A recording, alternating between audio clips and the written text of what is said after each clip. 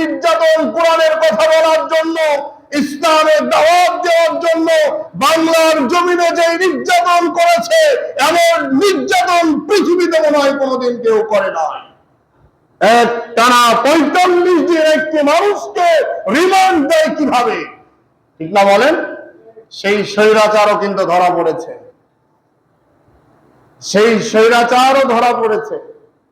কেউ পালানোর সুযোগ পাবে না ইনশাআল্লাহ। কোরআনের সাথে বেয়াদবি করে, আল্লাহকে বুড়া আঙ্গুল দেখিয়ে আল্লাহ জমিনে পড়ানোর চেষ্টা করবে, আল্লাহ ছেড়ে দিবে, এটা হতে পারে না। দেখুন, ইমামে আবু হানিফাকে যখন নির্যাতন করা হলো, মাঝে মাঝে তার মা খোঁজ খবর নিতে যাইতেন। যখন মা সামনে আসতেন, জুলুমের স্পিরিটটা আরো বাড়িয়ে দিতেন। তার মা তাকে টার্গেট করে বলতে, বেটা শোনো, আল্লাহর প্রতি যখন ঈমান নিয়ে আসছ, আল্লাহর প্রতি ঈমান নিয়ে আসার কারণে জেল, জুলুম, নির্যাতন যা আসুক না কেন, অস্থায়ী দুনিয়ার মধ্যে আমার সন্তান বাতিলের সামনে মাথা নত করবে আমি বিশ্বাস করতে পারি না।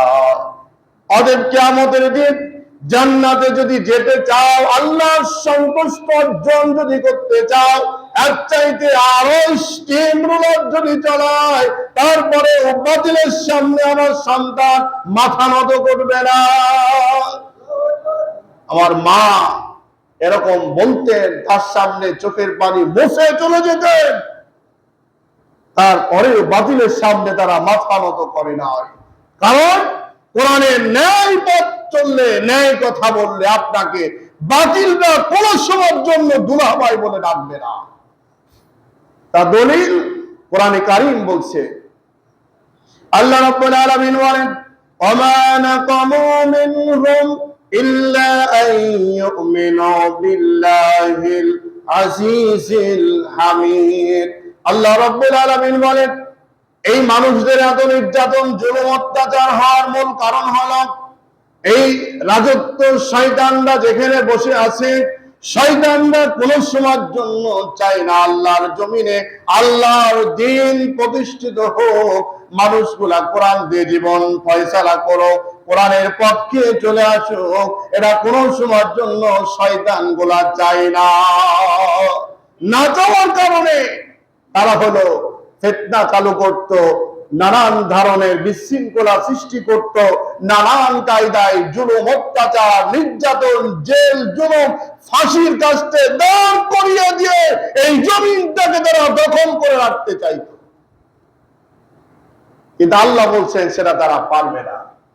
আল্লাহর কথা সঠিক হবে না শয়তানের কথা সঠিক হবে? বলেন, কার কথা সঠিক? বলেন, আল্লাহর কথাই সঠিক। তার যুগে যুগে আল্লাহ প্রমাণ দিয়েছেন, বাংলার জমিনেও প্রমাণ আপনারা পেয়েছেন কিনা বলেন? পান নাই? বলেন, পেয়েছেন।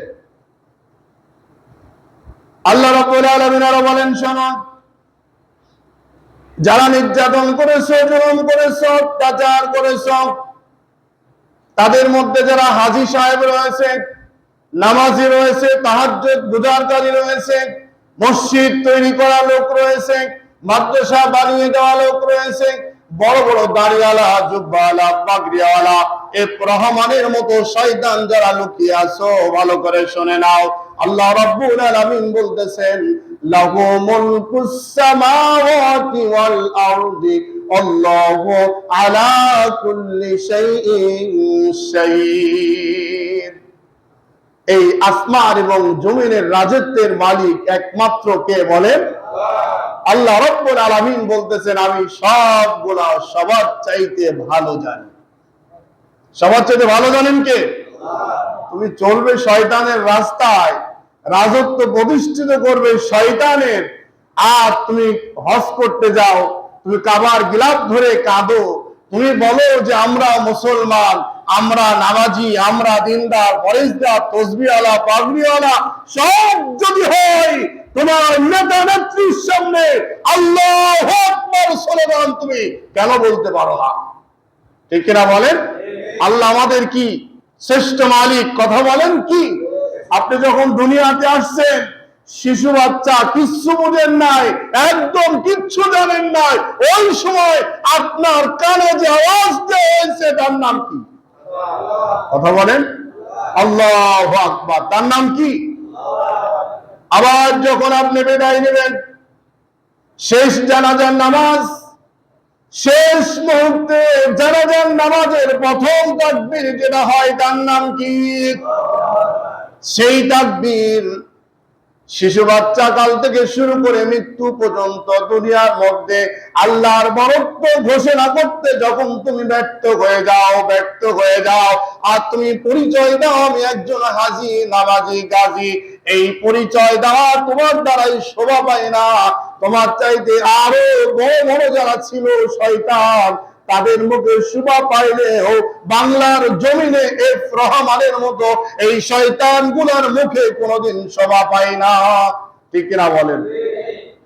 ওরা আমার হাসানুল হক ইনু, রাশেদ খান মিলন কোথায়? তারাও মক্কা জিয়ারত করে, কাবা জিয়ারত করে, মক্কা ভুলতে যায়, ওই জায়গাটাকে, পবিত্র জায়গাকে এই মুরতাদ গুলা গিয়ে একটা সার্টিফিকেট নিয়ে আসতে চায়। ইসলামকে শেষ করে ফেলেছে তারা।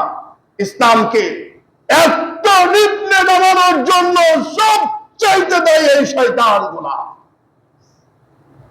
আজকে তারা যদি ইসলামের দাবিদার হয়ে থাকে, আপনারা কি কথা বলেন? ওরাই যদি ইসলামের ধারক বাহক হয়, আপনারা কি? এজন্য আল্লাহ কোরআনে কি বলছে দেখুন। আল্লাহ রাব্বুল আলামিন বলেন, নবী আপনি বলে দেন, ইন্নাল্লাযীনা ফাতানুল মুমিনিনা ওয়াল মুমিনাতি সুম্মা লাম ইয়াতুবু ফালাহুম আযাবু জাহান্নাম ওয়া লাহুম